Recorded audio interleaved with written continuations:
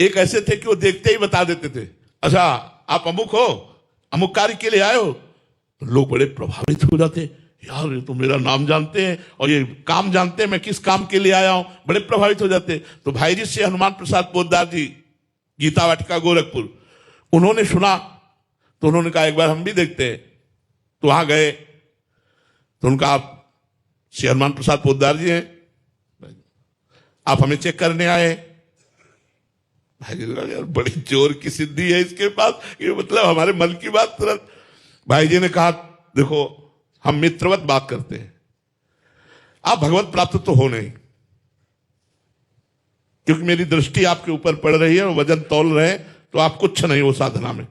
आपको ये ज्ञान कैसे हो जाता है कि ये कौन आ रहा है, क्या काम करके आ रहा है? तो उनका किसी से कहना नहीं। तो हाँ बिल्कुल नहीं कहेंगे, वादा है। तो उन्होंने कान में ऐसे कपड़ा बांधे हुए थे, कान हटाया, यहां विष्ठा मल, यहां मल लगाए हुए थे और कहा यक्षिणी बैठी हुई है, यहां मल में यक्षिणी बैठी हुई है, वो मुझे कान में तुरंत बता देती कि इनका नाम अमुक है और ये।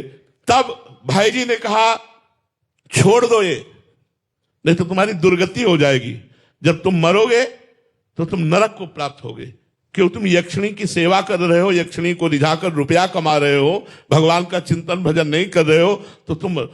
अब एक दिन इसी भय से भयभीत होकर उसने पूछा यक्षिणी से कि मैं कहां मरूंगा, कब मरूंगा?